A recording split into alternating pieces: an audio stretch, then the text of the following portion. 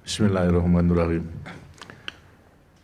Para perwira dan saudara-saudara hadirin, khususnya para perwira daripada jajaran Komando Angkatan Laut. Assalamualaikum warahmatullahi wabarakatuh. Saya ucapkan selamat datang di Tapos ini. Barangkali tidak banyak yang telah ada kesempatan untuk mengunjungi Tapos, sedikit kecuali Kasalnya barangkali yang terlalu banyak.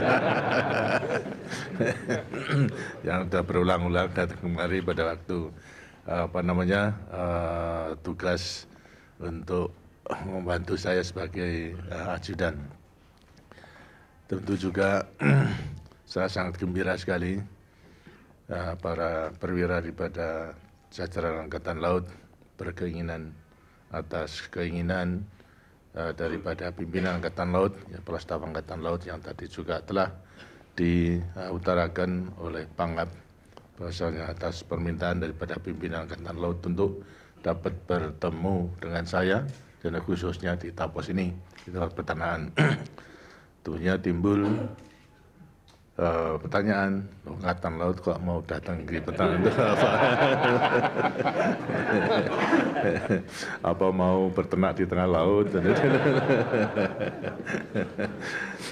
Tentunya juga tidak, setidak-tidaknya tentu juga akan bisa mengetahui keadaan dari dekat karena memang di Tapos telah banyak diketahui oleh masyarakat, tapi ada pula yang belum mengetahui, tak telah memberi penilaian yang negatif. Dengan demikian saudara-saudara akan bisa mengetahui dengan mata kepala sendiri apa sebenarnya di Tapos ini.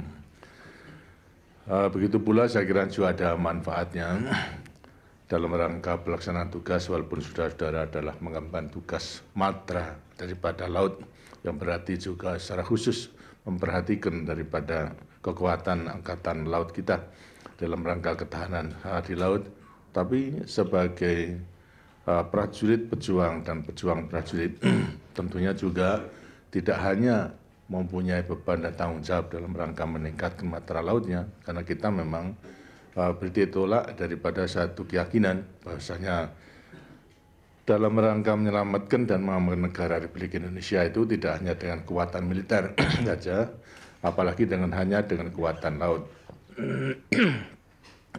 Kita sudah bertekad bahwasanya keselamatan daripada negara dan wilayah Indonesia ini adalah harus kita tanggung bersama oleh kekuatan daripada rakyat secara keseluruhannya. Dengan sendirinya kita harus menyusun daripada kekuatan-kekuatan daripada rakyat, mulai daripada potensi yang kecil sampai kepada yang besar, sehingga lantas menjadi kekuatan-kekuatan yang bisa kita kita pilah-pilahkan sebagai kekuatan dalam ideologi politik, kekuatan daripada ekonomi, kekuatan sosial budaya, kekuatan pertahanan keamanan, yang semuanya harus kemudian kita tingkatkan, kita bina sehingga mempunyai keuletan dan ketangguhan yang kemudian kita rumuskan sebagai ketahanan nasional kita, baik dalam rangka ketahanan ideologi politik, ketahanan ekonomi, ketahanan sosial budaya, maupun juga daripada ketahanan militer. Jadi ini tentu juga menjadi tanggung jawab kita bersama dari masing-masing, terutama daripada Angkatan Bersenjata Republik Indonesia dan Angkatan Laut sebagai pelopor daripada pertahanan keamanan kita yang akan didasarkan pada ketahanan atau pertahanan daripada rakyat sebagai doktrin daripada kita. Maka ketahanan nasional itulah yang akan memberi dukungan daripada pelaksanaan perang rakyat semesta kita itu.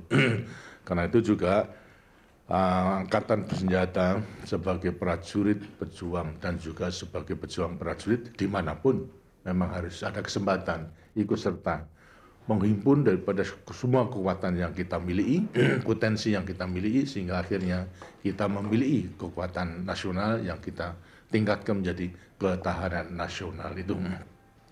Sekarang ini juga mengenai soal ketahanan nasional tidak hanya menjadi doktrin kita, sudah kita tawarkan kepada negara-negara lain, terutama di pada Asia Tenggara, daripada prinsip kerjasama bangsa-bangsa di Asia Tenggara yang ingin menciptakan satu kawasan yang damai, bebas, dan netral, tidak dengan fakta militer, fakta politik, akan tapi dengan kemampuan ketahanan nasionalnya masing-masing.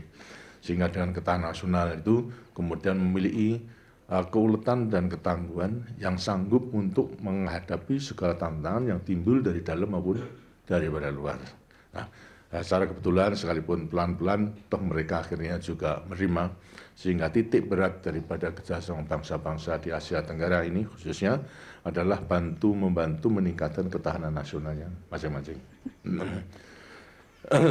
Tidak perlu kita menyamakan daripada suatu doktrin sesuai dengan mereka, tapi kok memang masalahnya yang perlu kita yakinkan agar supaya mempunyai kepercayaan pada diri sendiri dalam mempertahankan daripada integritas daripada negara dan wilayahnya dengan ketahanan nasional itu. Nah, sekarang daripada salah satu unsur ketahanan nasional yang masih lemah adalah ketahanan ekonomi. Karena itulah kita utamakan membantu meningkatkan ketahanan ekonominya masing-masing. Yang sekarang sudah sampai kepada menciptakan satu kawasan Asia Tenggara daripada bidang kerjasama ekonomi dengan mengadakan perdagangan bebas yang kita sebut dalam rangka AFTA tersebut. Sehingga dengan demikian akan lambat laun pula bahasanya kehidupan daripada ekonomi di Asia Tenggara ini akan merupakan satu kehidupan bersama daripada bangsa-bangsa di Asia Tenggara.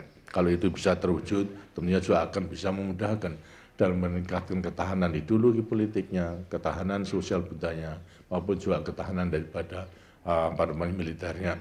Sehingga akhirnya masing-masing anggota negara Asia Tenggara mempunyai kepercayaan pada diri daripada ketahanan nasional bisa menciptakan stabilitas nasional, dan dengan terciptanya stabilitas nasional tentunya juga sebagaimana yang telah kita buktikan akan bisa melanjutkan pembangunan ada pertumbuhan, akan memperkuat daripada ketahanan nasional lagi.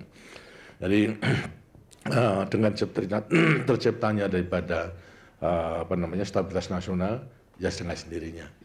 Kalau masing-masing anggota ASEAN itu bisa menciptakan stabilitas nasionalnya daripada negara masing-masing yang tercipta daripada kawasan Asia Tenggara itu akan stabil pula. Begitu pula daripada masing-masing negara anggota ASEAN bisa meningkatkan ketahanan nasional, ya dengan sendirinya ketahanan kawasan Asia Tenggara akan tercipta dengan dukungan daripada terciptanya ketahanan nasional daripada masing-masing negara anggota. Ini alhamdulillah telah berkembang, karena itu telah kita harus tetap berusaha dimanapun juga itu daripada perwira sebagai prajurit pejuang maupun juga pejuang prajurit, dimanapun juga kita harus berusaha selalu turut membantu menyusun potensi dengan kekuatan nasional dan ketahanan nasional, kemudian membina sampai terus-menerus memiliki keuletan dan ketangguhan. Kapan pun akan menghadapi segala tantangan yang timbul dari dalam maupun daripada luar, itu dengan sendirinya akan bisa diatasi. Dengan demikian akan menimbulkan kepercayaan pada diri sendiri, sehingga ada ancaman daripada lain negara, kemudian lantas ada paksaan daripada lain negara, apalagi yang melanggar daripada kedaulatan, kita bisa menjawab. Itu misalnya seperti halnya juga mengenai soal kerjasama ekonomi, di mana kita masih membutuhkan bantuan. Walaupun tekad kita untuk membangun itu kita akan menggunakan kemampuan kita sendiri. Tapi ada uluran daripada negara-negara lain akan membantu, ya kita terima. Tapi tanpa syarat. Kalau pakai syarat ya kita tolak. Gitu. Setelah itu pada akhir-akhir itu ada Belanda mengkaitkan daripada bantuan ekonomi pada Indonesia itu dengan masalah hak-hak asasi maupun juga soal demokrasi dan sebagainya, ya kita tolak itu. Dan kemudian menjadi hal terperanjat daripada mereka, karena lebih baik ya kita memang pada prinsipnya kita itu ingin membangun dengan kemampuan sendiri, daripada bantuan itu hanya untuk melengkap. Jadi kalau kamu bantu ya oke, kita gunakan, kalau tidak ya kita tetap akan bangun dengan kemampuan sendiri. Begitu pula lain negara. Misalnya seperti Amerika juga akhir-akhir ini akan juga mengkaitkan dengan soal perburuan kita dengan GSP. Saya katakan silakan. Gitu. Kita memerlukan GSP itu kan hanya sementara.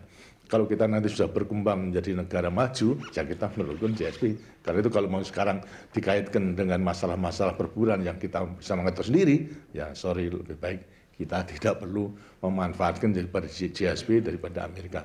Dengan ini kita mempunyai kepercayaan, keberanian untuk menolak hal-hal yang sekiranya akan melemahkan daripada kemampuan kita. Dalam masalah prajurit, mengembangkan sebagai prajurit pejuang dan pejuang sebagai prajurit prajurit ini walaupun saudara-saudara dan generasi yang datang itu tidak turut berjuang pada tahun 45 karena memang revolusi itu hanya sekali, jangan kemudian ada revolusi lainnya. Dan kita telah membuktikan daripada Tentara Nasional Indonesia mengambil bagian dalam rangka mendukung lahirnya Republik Indonesia, kemudian mempertahankan daripada Republik Indonesia dan juga daripada mengamankan daripada segala gejolak daripada semuanya ini. Jadi yang penting di sini adalah jiwa dan semangat pejuang. Itu telah diwariskan kepada saudara-saudara pada generasi-generasi yang akan datang. Dan daripada pewarisan itu sudah terpatri di dalam Sabta Marga itu sendiri. Karena itu walaupun prajurit-prajurit sekarang itu tidak ikut berjuang pada tahun 45, pada dasarnya sama saja. Juga tetap sebagai pejuang, prajurit sebagai prajurit pejuang. Karena semuanya adalah diwarisi untuk selalu berlandasan kepada Sabta Marga. Di dalam Sabta Marga, saya kira saudara-saudara telah memaklumi ada dua petunjuk yang penting, terutama petunjuk dan pegangan sebagai pejuang, dan kedua adalah petunjuk dan pegangan sebagai prajurit. Marga ke-1, kedua, dan ketiga itu adalah merupakan petunjuk pegangan sebagai pejuang. Sedangkan 4, 5, 6, 7 adalah pegangan petunjuk sebagai prajurit. Yang pertama, marga pertama mengakui kami warga negara Kesatuan Republik Indonesia yang bersendikan Pancasila. Sudah jelas. Itu. Kita itu menempatkan diri sebagai warga negara ini daripada negara Kesatuan Republik Indonesia yang bersendikan Pancasila. Pancasila sebagai sendi daripada negara. Ini ya yang diwariskan daripada semangat dan jiwa TNI ya, daripada TNI yang 45. Terus para pejuang 45. Ini dengan dirinya ya tentunya harus dipegang teguh. Itu. Yang kedua juga itu menentukan bahasanya kami patriot Indonesia, pendukung serta pembela ideologi negara yang bertanggung jawab dan tidak mengenal menyerah. Nah, sebagai patriot Indonesia harus betul mendukung, membela itu ideologi negara. Ideologi negara apa? Ialah Pancasila itu. Bahkan dalam keadaan apapun juga kita tidak mengenal menyerah dalam rangka menyelamatkan daripada Pancasila maupun mengamalkan daripada Pancasila bila ada kesulitan-kesulitan. Kemudian lantas daripada marga ketiga dan mengakui kami Ksatria Indonesia takwa kepada Tuhan Yang Maha Esa serta membela kesucian benar dan keadilan. Terus tiga inilah merupakan pegangan kita sebagai prajurit pejuang, gitu. Atau sebagai pejuang prajurit. Kemudian lantas marga 4, 5, 6 dah tunjuk sebagai prajurit. Ya. Masalah sekarang betul-betul harus kita pahami, terutama terhadap Pancasila. Itu tidak bisa ditawar-tawar lagi. Bagi kita Tentara Nasional Indonesia itu harus membelanya, bahkan membelanya dengan jiwa, tidak membela tapi juga menghayati dalam rangka mengisi kemerdekaan. Dengan membangun itu kita sudah merumuskan bahwa pembangunan kita adalah pada dasarnya sebagai pengamalan daripada Pancasila. Berarti pula bahwasanya daripada ABRI Tentara Nasional Indonesia harus ikut serta mengamalkan, berarti turut membangun dalam rangka mengamalkan daripada Pancasila tersebut.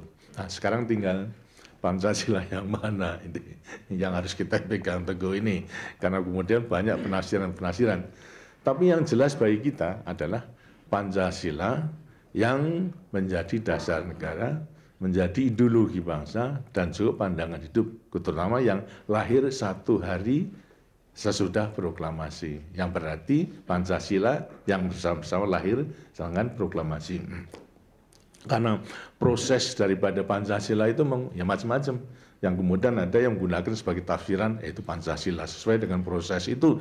Tapi kita sebagai negara dan bangsa, pegangan kita adalah Undang-Undang Dasar 45. Undang-Undang Dasar 45 didahului itu dengan mukadimah, itu mukadimah daripada Undang-Undang Dasar 45. Yang jelas memang Pancasila tidak ada, kata-kata Pancasila kan tidak ada di situ, tapi sila-sila daripada 5 sila itu ada sebagai dasar negara, ialah ketuhanan yang Maha Esa, kemudian lantas kemanusiaan yang adil dan beradab, persatuan Indonesia, kerakyatan yang dipimpin oleh hikmah kebijaksanaan dalam permusyawaratan perwakilan dan keadilan bagi seluruh rakyat Indonesia. Tidak ada kata-kata Pancasila, tapi itu kemudian dirangkum itu sebagai Pancasila. Karena memang kata-kata Pancasila itu memang dilahirkan pada waktu proses itu pembentukan daripada Undang-Undang Dasar 45, terutama juga ideologi daripada bangsa, dicetuskan oleh Bung Karno pada tanggal 1 Juni itu kalau tidak salah. Itu adalah daripada pemimpin-pemimpin yang mempersiapkan kemerdekaan kita, mempersiapkan Undang-Undang Dasar, termasuk mempersiapkan daripada ideologinya, memang masing-masing mengutarakan. Di antara Bung Karno mengutarakan, menyarankan dasar daripada negara yang akan kita tegakkan atau kita perjuangkan itu di antara lain adalah Pancasila. Daripada Bung Karno kata Pancasila, tapi Pancasila yang disampaikan oleh Bung Karno lain daripada Pancasila yang tercantum di dalam Undang-Undang Dasar 45, urut-urutannya sudah lain itu. Bahkan Bung Karno dan juga dalam rangka menyampaikan itu, kalau tidak bisa diterima sebagai Pancasila, maka bisa diperes menjadi trisila. Bisa diperes menjadi satu, ialah gotong royong. Satu sila, berarti gotong royong. Itulah daripada ide-ide yang dikemukakan oleh Bung Karno pada waktu Musun. Begitu pula Yamin, begitu pula daripada Profesor Pomo, juga mengutarakan daripada keseluruhannya. Sampai akhirnya tercapai daripada satu kesepakatan yang disebut Jakarta Charter. Di antara lain sebetulnya mengenai sila pertama, ialah ketuhanan dengan kewajiban menjalankan syiar Islam bagi yang beragama Islam. Ini yang kemudian menjadi masalah. Itu masalah karena kalau itu menjadi dasarnya daripada Pancasila, maka sebagian daripada rakyat di bagian timur atau wilayah timur tidak akan mengikuti. Berarti lantas persatuan akan retak. Berarti proklamasi kemerdekaan tidak didukung oleh keseluruhannya. Oleh sebab itu kita bersyukur bahwasanya ada kebijaksanaan, kearifan yang luar biasa justru daripada pemimpin-pemimpin Islam supaya tetap Indonesia merdeka didukung oleh seluruh rakyat Indonesia, proklamasi didukung oleh seluruh rakyat Indonesia, maka itu dihilangkan. Tapi diganti ketuhanan yang Maha Esa. Sejatinya ketuhanan dengan kewajiban menjalankan syiar Islam bagi yang beragama Islam diganti dengan ketuhanan yang Maha Esa oleh pemimpin-pemimpin Islam. Apa sebabnya? Memang benar, dan ketuhanan yang Maha Esa itu sama dengan tauhid daripada ketuhanan Islam. Kita hanya percaya kepada satu Tuhan. Itulah sudah merupakan satu pegangan daripada umat Islam. Karena itu ditawarkan. Sehingga akhirnya diterima bulat itu sampai kepada dasar-dasar pada negara seperti yang tercantum di dalam mukadimah adalah ketuhanan yang Maha Esa, kemanusiaan yang adil beradab dan lain sebagainya itu.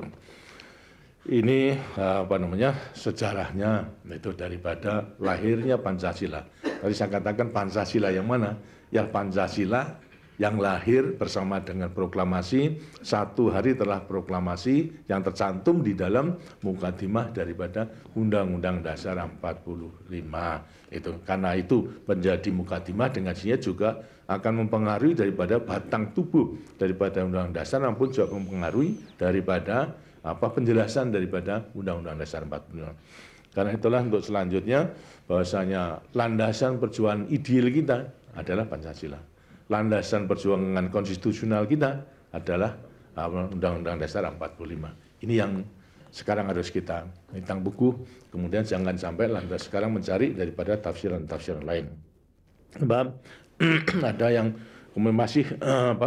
masih ingin kembali itu kepada ya mungkin karena kepercayaan kepada Bung Karno dan memang juga daripada Bung Karno kita sebagai pejuang pemimpin kita mengembangkan daripada teori maupun juga ideologi itu yang untuk kepentingan nasional maupun juga untuk kepentingan bangsa-bangsa di dunia.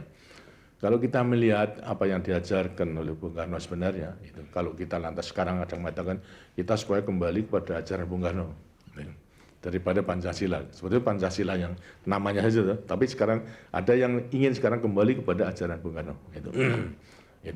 Sebetulnya ajarannya apa? Ajaran daripada Bung Karno sebenarnya dalam mengeterapkan ideologi itu kan Marxisme. Itu. Marxisme itu sebetulnya menurut teori di Bung Karno adalah Marxisme yang diterapkan di Indonesia. Itu. Sama dengan Marxisme itu kemudian diterapkan di negara komunis itu hanya kemudian lantas sekarang lain. Kalau di negara komunis itu adalah kaum proletar itu yang memegang pimpinan sehingga berkembang daripada diktator proletariat itu antara buruh, tani maupun juga jahat. Sedang Bung Karno memang mengembangkan lain karena kehidupan daripada rakyat di Eropa Timur dan Eropa yang pada waktu itu umumnya ada rakyat di sana tidak turut menguasai alat-alat produksi. Pertanian tidak mempunyai tanahnya, lantas pabrik juga tidak ikut serta dan lain sebagainya. Karena itu lantas menyusun daripada kekuatan proletarisme.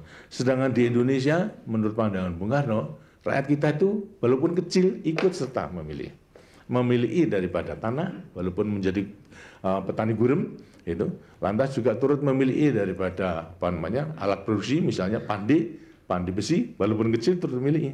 Karena itu lantas sekarang beliau mengeterapkan daripada teori Marxen karena secara kebetulan itu melihat bahasanya ada sedang mencari kemudian ada orang yang ternyata petani kecil mempunyai milik namanya Marxen karena itulah digunakan Marxisme itu. Terus pada dasarnya Marxisme yang diterapkan di Indonesia adalah Marxisme. Terus titik tolaknya atau landasannya adalah Marxisme. Kemudian inilah teori daripada Bung Karno. Tapi kemudian dalam mempraktikkan daripada selanjutnya itu lebih-lebih kalau kita mendalami itu sampai perkembangannya mungkin dalam rangka perjuangan pada waktu kita mempertahankan kemerdekaan juga sudah lepas daripada Undang-Undang 45. Karena pemerintahan disusun tidak dasar kepada Undang-Undang 45 tapi menganut daripada sistem pemerintahan parlementer. Itu. Kemudian adanya banyak partai politik yang lahir, walaupun lahirnya daripada partai politik dengan dekret atau pengumuman daripada wakil presiden Bung Hatta itu lebih lambat daripada pengumuman lahirnya daripada BKR itu yang lahir pada tanggal 23 Agustus. Tapi masalahnya sekarang adalah di mana setelah kemudian lantas juga melihat bahasanya yang diterapkan tidak sesuai dengan dengan Undang-Undang Dasar 45, apalagi setelah kemudian terbentuk daripada pemerintahan Republik Syarikat Resris itu pun juga itu menerapkan daripada liberalisme. Dan kemudian adanya pemilihan umum itu yang pertama untuk membentuk Dewan Konstituante dalam tugas membentuk undang-undang karena dulu Republik Syarikat itu punya undang-undang dasarnya sementara karena itu harus diganti dengan oleh rakyat dengan melewati pemilihan umum. Tapi ternyata Dewan Konstituante tidak bisa menyelesaikan. Bukan tidak menyelesaikan apa sebabnya? Karena memang ya pertentangan di antara keinginan untuk mendirikan negara Islam, keinginan untuk mendirikan negara sosialis dan negara-negara yang nasionalistis dan lain sebagainya tidak tercapai pada waktu itu. Kenapa? Kekuatannya tidak ada yang bisa menentukan untuk mencapai forum 2/3 daripada sidangnya aja tidak akan mencapai. Sampai berapa? 55 sampai 59 4 tahun itu tidak tercapai. Akhirnya kembali dekret itu 5 Juli 1959 dekret kembali kepada Undang-Undang 45. Dan sekarang secara sah Undang-Undang 45 didekretkan kembali berlaku bagi kita. Nah, kemudian setelah berkembang di dekret demikian itu setelah kita pelajari kita terus mengamati juga kok perkembangannya kok lain. Apa yang berkembang? Ya, itu juga merupakan cita-cita dari Bung Karno. Artinya perjuangan daripada Bung Karno sendiri ingin mempersatukan daripada ideologi-ideologi itu untuk dapat mencapai cita-cita perjuangan kita. Apa? Timbul daripada Nasakom tuh, dari nasionalis, komunis, dan agama, mempersatukan daripada baik agama nasionalis maupun juga daripada komunis. Gitu. Bahkan ini kemudian lantas diusahakan dengan Nasakomnya di dalam negeri, itu setelah itu bertentangan dengan Undang-Undang 45, dan ini oleh Bung Karno telah dijual pula kepada dunia lewat TV. Ingin mempersatukan pertahanan daripada dunia, daripada negara-negara sosialis, komunis, dan agama itu menjadi satu. Itu dilemparkan kepada perserikatan bangsa-bangsa. Sehingga ini sudah merupakan satu perjuangan sendiri.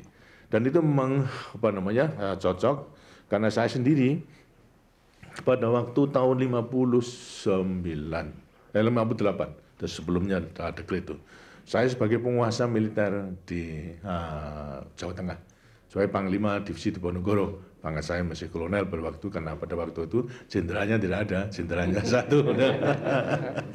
Jenderalnya hanya Pak Nas saja pada waktu itu, lainnya masih kolonel semuanya.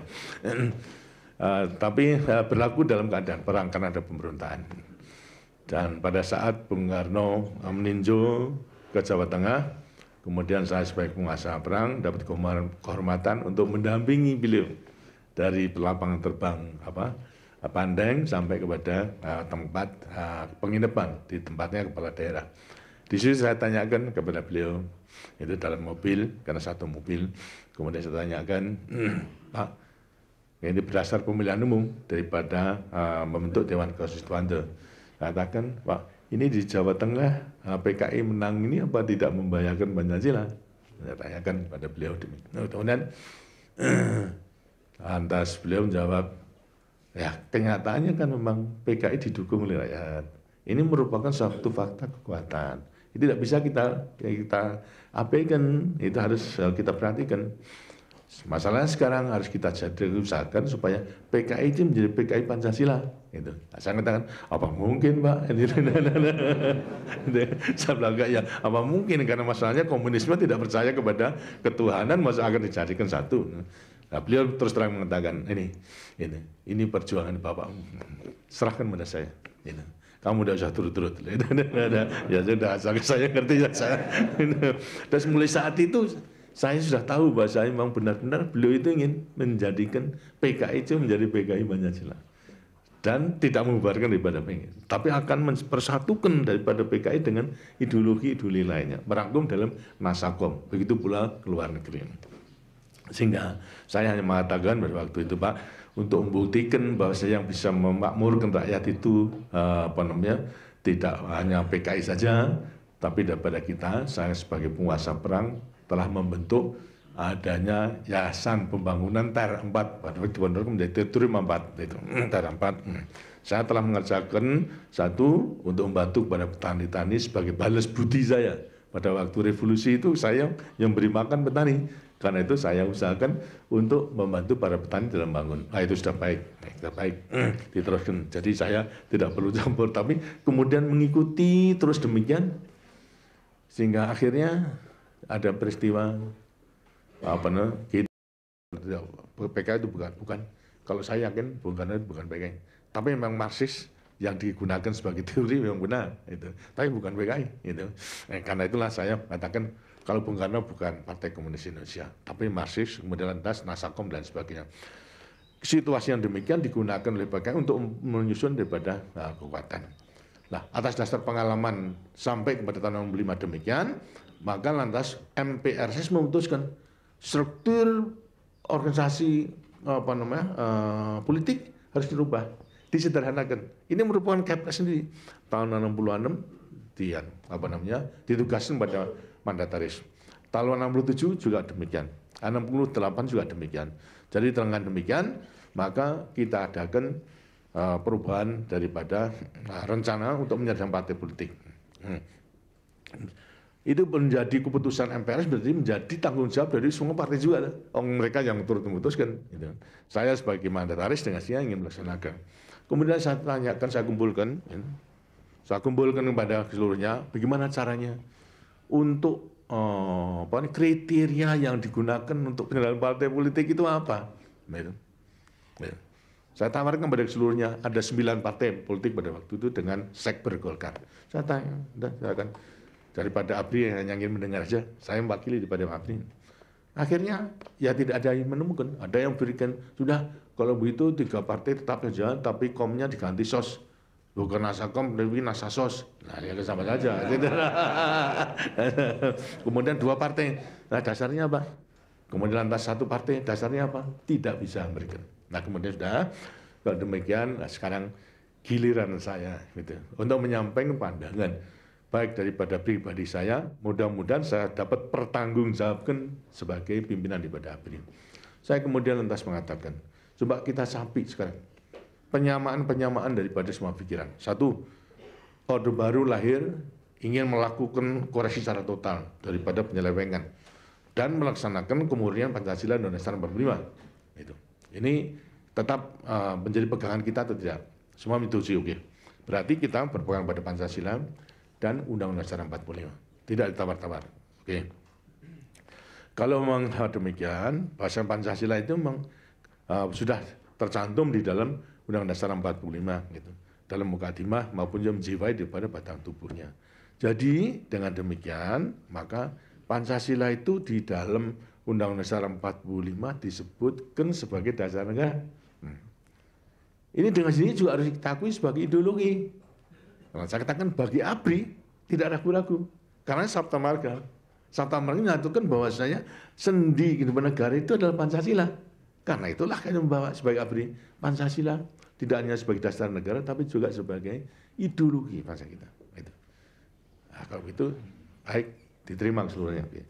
Kalau demikian, kalau sebagai ideologi untuk mencapai cita-cita, berarti juga sekaligus mengenai pandangan hidup kita daripada bangsa yang majemuk ini dalam kehidupan bernegara, berbangsa dan bermasyarakat.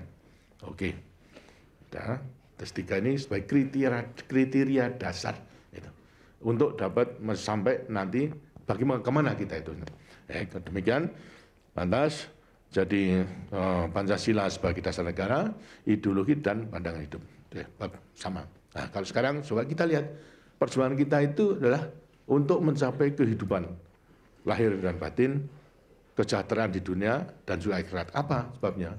Nah, kita percaya kepada Tuhan yang Maha Kuasa. Tuhan itu menciptakan kehidupan manusia itu bagaimana? Faktanya kita itu lahir daripada orang tua kita masing-masing, mulai alam kandungan, kemudian alam di dunia ini dan alam akhirat. Yang kita sebutkan adalah alam purwo, alam madya dan alam wasono. Kan semuanya kenyataan. Ini aku tidak. Agama pun juga mengajarkan. Purwo, madya, wasono. Oke. Kalau sudah demikian itu ini satu sama lain tidak bisa dipisahkan. Tidak ada manusia kemudian terus lahir di alam madya, ini tidak ada. Mesti melewati di alam purwo di kandungan ibu itu. Tapi kita tidak mengetahui apa. Pada waktu 9 bulan 10 hari kita ngungkel di tempatnya rahim ibu itu nggak tahu apa yang kita lakukan tuh. Itu. Nah, kemudian lantas sekarang lahir di dunia gitu. Lahir di dunia kita sudah mulai mengetahui karena apa? Diberikan pelengkapan hidup oleh Tuhan penciptanya. Apa pelengkapannya hidup itu? Itu. Pelengkapan hidupnya adalah kecuali panca indera, lacipta rasa karsa. Semuanya kan ada. Gitu. Ya. Dengan demikian daripada panca indera dan cipta rasa karsa sebagai pelengkapan hidup kita itu untuk dapat mencapai kehidupan yang sejahtera itu di dunia, dan karena kita tidak terlepas hidup kita di dunia itu hanya sementara, akhirnya akan lama di akhirat. Berarti hidup kita di dunia juga harus mencari bekal kita untuk di akhirat nanti. Jadi apa yang harus kita perjuangkan di dunia ini dengan sinya tidak hanya memenuhi kebutuhan kesejahteraan di dunia, tapi juga bagian di akhirat. Nah, apa itu? Sekarang kita lihat kehidupan kita di dunia itu apa? Ya, untuk nanti sejahtera di dunia maupun juga nanti di akhirat. Itu nyatanya apa? Ya kan sebetulnya kan ada 2 hal. 1, kebutuhan material dan kebutuhan spiritual. Kan itu. Kebutuhan batin dan kebutuhan daripada lahirnya. Itu. Mengenai segala benda tidak bisa kita bawa ke akhirat, Tapi amal perbuatannya yang bisa kita perbuat, kita bawa ke dunia. Tidak ada bisanya. Karena itu kalau demikian, ideologi kita tadi, dasar negara ideologi dan pandangan hidup, marilah kita wujudkan membuat program daripada kehidupan di dunia agar supaya sejahtera dan bahagia di akhirat. Programnya apa? Yalah, jangan sampai orang itu hanya memikirkan lahir saja, tapi melupakan batin. Tidak aja kemudian program batin mengeluarkan daripada kebutuhan materinya. Itu enggak sempurna. Tidak menikmati daripada kebahagiaan di dunianya. Karena itulah dua-duanya itu tidak bisa dipisahkan. Hanya kemudian silakan siapa yang mau mengutamakan material tapi jangan melupakan spiritualnya. Siapa yang mau mengutamakan spiritualnya tapi jangan mengabaikan daripada materinya. Kan itu saja. Iya, lah kalau mau demikian gampang. Sekarang 9 partai itu tinggal kelompok 2 saja. Tinggal kelompok 2. Sampai yang spiritual material, material spiritual. Daripada partai-partai agama dengan aslinya spiritual yang dilakukan. Tapi jangan materialnya dilupakan. Daripada nasionalis dan sebagainya tentunya material, tapi spiritualnya jangan. Kan begitu. Ya, nah, akhirnya 9 partai. Kemudian lantas daripada partai-partai yang berdasarkan agama, silahkan kelompok pada spiritual material. Nasionalis pada material spiritual. Gitu.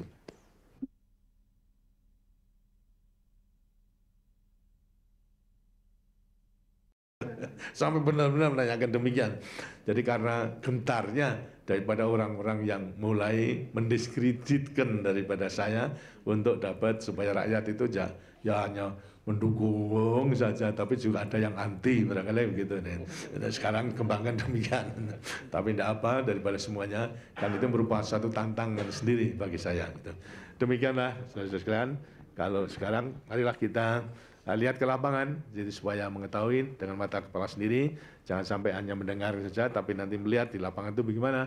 Kan semuanya serba sederhana.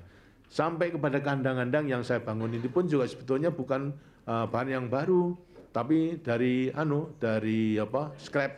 Misalnya seperti kandang itu, ya, kita ambil secara kebetulan katakanlah jangan mengerti, kan gudang Priok itu kan diganti, ya, diperbarui.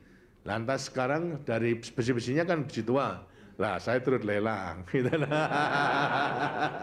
Lelang kemudian digabung-gabungkan akhirnya menjadi kandang.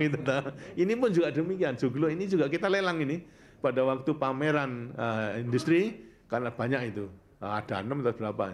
Nah, saya turut lelang satu ini, kemudian lantas saya bangun di sini sebagai tempat untuk pertemuan. Itu demikian. Nah, tadi sebetulnya semuanya bisa melaksanakan daripada semua tanpa modal yang besar, asalkan kemudian lantas bisa dipelajari. Jadi kalau saudara nanti ingin pelajari barangkali setelah pensiun kemudian lantas ada minat untuk fattening, ya silakan datang kemari untuk memperdalam daripada teori dan kemudian bisa dipraktekkan. Demikianlah, mari kita lihat ke lapangan. Terima kasih. Wassalamualaikum warahmatullahi wabarakatuh. Kita namakan daripada proyek yang tersebut adalah beton ringan Dumai. Dan keuntungannya itu adalah kalau konkrit beton campur dengan semen sudah, kemudian menjadi 10 tahun dapat dikatakan kuat. Ini juga ukuran 54, kemudian di sana adalah ukuran 4 ini tiga enam atau 4 ya? Itu semuanya dari genteng sampai kepada patahnya, sampai kepada lantainya semua dari. Jadi karena saya juga prihatin waktu itu rumah murah dibuat dari batu bataku. Daripada ini karena ada betonnya juga dan tidak, sedangkan harganya dapat dikatakan ya tidak lebih mahal, tapi kekuatannya cukup kuat dan kelihatan juga rapi daripada.